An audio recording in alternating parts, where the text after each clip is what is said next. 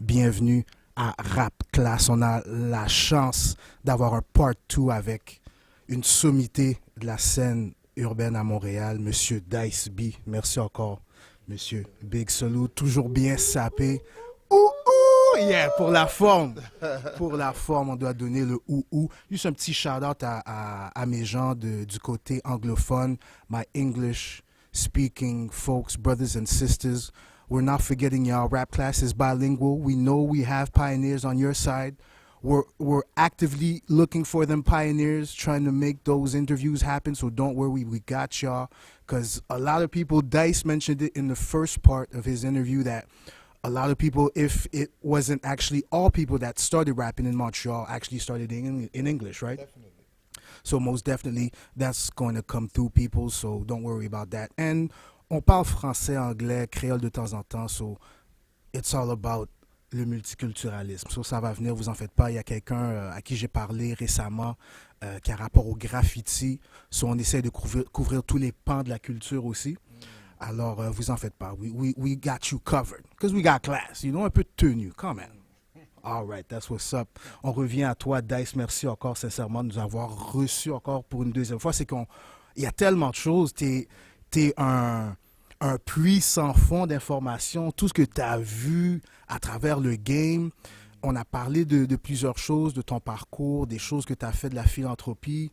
Euh, le game, comment tu le vois présentement, les choses que tu as fait aussi dans ta carrière, ta propre carrière musicale. Mais j'aimerais amener une autre formule pour le part 2. Peut-être envoyer des questions en rafale, avoir vraiment ton aperçu, ton idée de certaines choses dans le game. Donc, si je te donne une question comme ça, si je te dis qu'est-ce que t'aimes le moins du rap game? En ce moment, ou on parle de quoi? On parle en ce moment ou toujours? C'est free, c'est free. La violence. La violence, c'est la chose que j'aime le moins du rap game. La violence, je pourrais juste dire la violence, c'est tout, parce que le reste fait toute partie de la game. Puis on je veux dire, les battles, le ci, puis ça, fait toute partie de la game, it's all good, mais la violence, elle, ça c'est beaucoup moins agréable. J'aime tellement ta réponse parce que c'est un peu dans l'ADN de la culture. Ça a toujours été compétitif, ce qui fait que on est sur on est sur la ligne, tu sais, où est-ce que ça peut devenir violent, mais on essaie de le tourner pour que ce soit pas violent, pour que ce soit quelque chose d'autre. Ben, c'est parce que c'est tellement dans l'ADN qu'à la base, toute la culture a été créée pour contrer la violence. Parce que tellement qu'il y avait de violence avant, dans les années 70 et tout ça, avec les vrais gangs. Là, tu sais. Fait qu'il y avait tellement de violence que les gens trouvaient cette façon-là de canaliser l'énergie. Fait qu'on battle dans la danse, on battle dans le DJ, on battle dans le rap, on battle au lieu de se frapper dessus. Fait que, donc, c'est tellement dans l'ADN, cette compétition-là et tout ça, mais maintenant que les gangs ont infiltré la chose, d'une autre manière, c'est weird parce que c'est des gangs à la base, ils ont arrêté, puis là maintenant les nouvelles gangs embarquent et là ça devient autre chose, les gangster rap. Tu sais. Puis fait que c'est là que mais c'est vraiment dans l'ADN en effet. Et il faut mentionner des groupes qui ont été justement à l'encontre de la violence. On peut parler de BDP, Boogie Down Production, KRS-One. Il y avait une compilation aussi, si je ne me trompe pas, Stop the Violence, merci beaucoup. He knows his stuff, people. No, that's what's up. Salute, Dice. Il y avait aussi, quand les Bloods and Crips avaient fait un album aussi. Ça, c'est des choses qu'on a besoin de voir dans le game. J'aime vraiment ton commentaire là-dessus. Je dois dire que personnellement, c'est quelque chose aussi que je dois dire qui n'est pas trop intéressant. Par rapport au game, la violence, c'est comme à de certain point, c'est comme. Mais avec l'Internet, il faut dire que c'est devenu tellement tape à l'œil. L'Internet, c'est tellement du clickbait. Tu vas voir que quelqu'un se fait frapper ou quelque chose arrive. So it's like, man, you gotta watch it. But it's not necessary. What part of the game is that? Yeah. Right? It's actually not part of the game. It's actually not. It's not at all part of the game. It's something else. So c'est du voyeurisme qu'on appelle. C'est du. It's not hip hop. It's not in the culture. It's not supposed to happen. C'est les gars sont supposés être capables de battle correctement pour s'en aller, comme dans la lutte, comme dans n'importe quel bon sport, tu sais, and then go grab a drink or just walk away from each other, and that's all, tu sais. C'est pas supposé de tourner en quelque chose de plus que ça, mais de nos jours, faut gérer avec. Puis, comme tu as dit, l'Internet est un énorme problème, tout comme ça peut être très libérateur aussi. Mais c'est un énorme problème parce que derrière un clavier, tout le monde est tough. Donc, je veux dire, tout le monde est bien costaud derrière un clavier. Les choses que les gens ne pourraient pas te dire face à face, dans les yeux, quand ils te regardent, peuvent bien te le dire sur l'Internet, pensant que tu le trouveras jamais. Puis, fait que ça c'est une autre conversation aussi, tu sais. Puis aussi, même au-delà de ça, même si tu veux...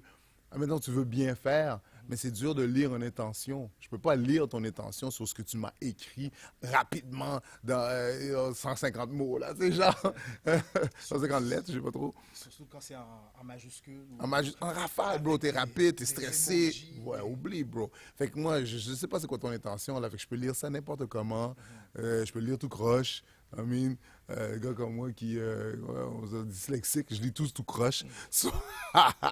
Ça arrive, non, je suis très, très, très d'accord. Ça porte à confusion, finalement. Tandis que si on se parle, si on établit un dialogue, c'est là qu'on est en mesure de vraiment bien se comprendre, puis de passer outre la violence. On a parlé... Vas-y. Excuse-moi rapidement. Tu te rappelles déjà dans notre temps, quand on était plus jeunes, les conversations au téléphone. Tu sais, on appelle ça le téléphone arabe, ou même juste le téléphone. Tu appelles quelqu'un, puis dans le téléphone, t'es tough. Au téléphone. Fait qu'imagine, bro, derrière le clavier, loin chez vous. Man! Them Twitter fingers. Man! You got them Twitter fingers. Oublie. So, maintenant qu'on a parlé du ce que t'aimes pas, Right. qu'est-ce qui te garde dans le game jusqu'à maintenant, Dice? Parce que moi, ça m'inspire. Est-ce que tu peux peut-être nous donner ta recette, ton secret? Qu'est-ce qui te pousse encore? Qu'est-ce que tu aimes encore du rap game? La musique.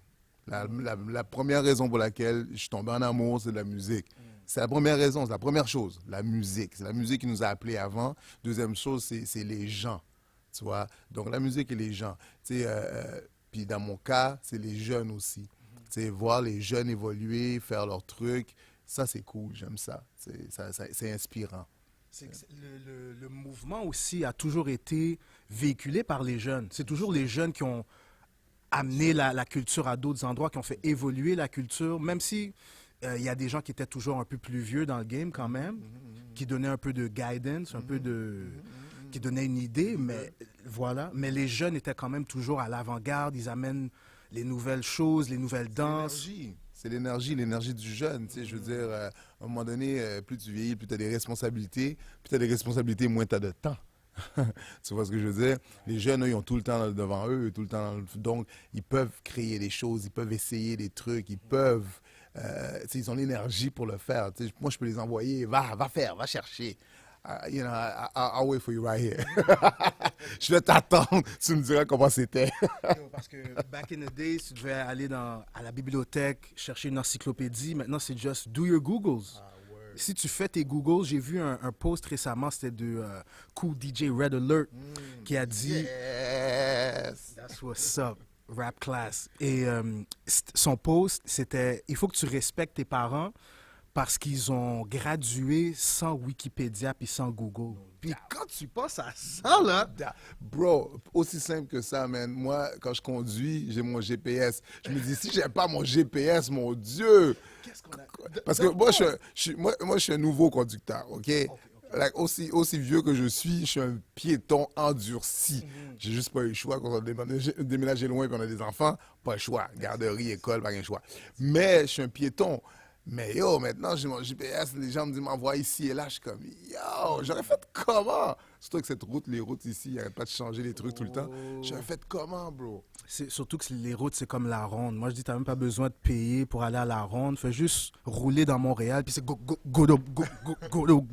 So, C'est comme yo, t'es supposé aller là, oh shit, c'est bloqué. La rue est bloquée.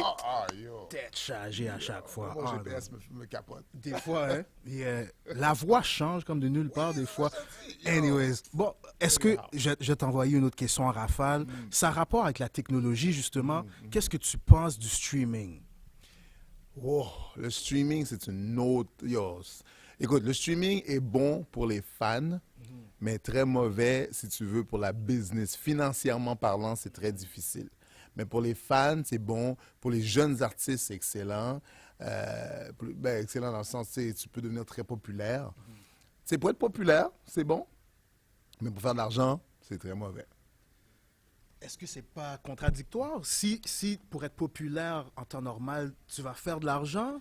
Seulement si tu sais faire de la business. Et les jeunes ne savent pas faire de la business. C'est dur de capitaliser sur ta popularité si tu ne sais pas comment faire. Tu comprends? C'est un autre département. C'est un autre département. Ben, dans les compagnies, c'est un département à part entière. De promotion, puis de publicité. C'est tout un autre département. Donc, si toi, comme jeune artiste indépendant, toi tout seul, tu sais pas, tu es populaire, tu génères beaucoup de views, puis de whatever, mais comment tu fais pour vraiment faire de l'argent? T'sais, là, en plus, si tu as un système comme ici, où est-ce que les salles, c'est compliqué, où est-ce que il n'y en a pas beaucoup, déjà. Ensuite, tu fais du rap, donc c'est déjà... t'es pas le premier, le favori dans la salle, tu vois, je veux dire, à négocier ton prix de salle. Ensuite, si tu es à Montréal puis tu fais du gangster rap, ben il y a des endroits où tu peux plus aller. Yo, fragment. Fait comment tu fais faire de l'argent, bro? C'est ça qui est difficile. Parce qu'avant, tu pouvais quand même sortir des projets, puis tu avais quelque chose de tangible que tu pouvais... Tu sais, la fête en magasin, tu pouvais déjà être chez vous pour recevoir un chèque, genre. Je veux dire, si tu étais chanceux d'avoir un label ou une équipe qui travaille pour toi, mais tu pouvais rester chez vous sensiblement puis être bien payé. Maintenant, tu peux pas être chez vous. Il faut que tu sois dehors. Il faut que tu fasses des shows. Il faut que tu fasses des shows où tu vends de la marchandise. Non, mais pour faire ça, il faut que tu aies une équipe ou il faut que tu sois dans les rues. Listen, people, there you go. Ça, c'est le secret. He's been in the game for some time, so it got to be true. It got to be true. It is true. It is true. We know now, parce que je vois, tu sais, j'ai vu, j'étais là, comme tu le dis, j'ai vu les changements se faire. Je passe de cassette à MP3 à maintenant... YouTube et tout ça, là, j'ai passé à travers tout ça. Cassette vinyle, bon, j'en ai sauté quelques-uns, par exprès, parce que c'est long. Je passe à travers toutes ces affaires-là. Fait que je vois la game, je vois comment c'est en ce moment. Puis, tu sais, je veux dire, même les gars qui ont des millions de views, ils voient pas vraiment l'argent. Parce que les views, tu sais, il y avait déjà une petite statistique qui était sortie dernièrement. Il n'y a pas de cob, là, dans les views. Déjà c'est que tu ridicule. peux acheter des views aussi. Aussi, fait que plus tu vas avancer, plus ils vont contrôler ça différemment. Puis tu sais, c'est comme, ils disaient que les gars disaient en streaming, il fallait comme un genre de... 1500 streams pour qui équivaut à un album, quelque chose du genre? Ouais, non, c'était plus que ça. C'était 25 000, c'était des chiffres incroyables. Là, ça m'échappe maintenant, c'est des chiffres de fou pour valoir... Ils disaient pour faire 100 piastres. C'était pour faire 100 piastres, il fallait comme... en streaming, c'était comme 1 million. Il fallait 1 million de streams pour faire 100 piastres. 1 million quelques streams pour faire 100 piastres. Fait que, tu sais, je disais, 100 piastres, bro.